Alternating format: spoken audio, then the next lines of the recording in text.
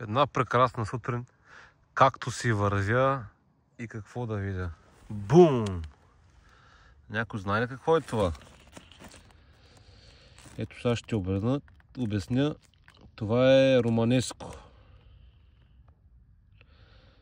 Това е такъв вид зеленчук, който е между броколи и карфиол и предимно се отглежда през есенно-зимния сезон.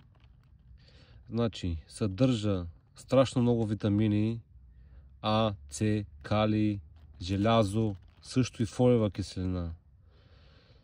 Много е подходящ за есенния сезон, защото дава необходимите вещества на организма и е много по-хубав даже от карфиола.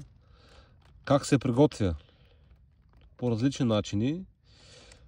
Същите, които се приготвят броколите и карфиола, само че да ви кажа, ние от няколко години си правим и трошия с него и става просто уникално, защото когато се смеси с другите зеленчуци като моркова и чушка, този зелен цвят също и зеле, става много приятно и много хубаво изглежда самата трошия с това и стои много по-плътен и по-месест, отколкото карфиола. Карфиола е малко, как да кажа, малко по-така, консистенцията е по-различна от на романеска.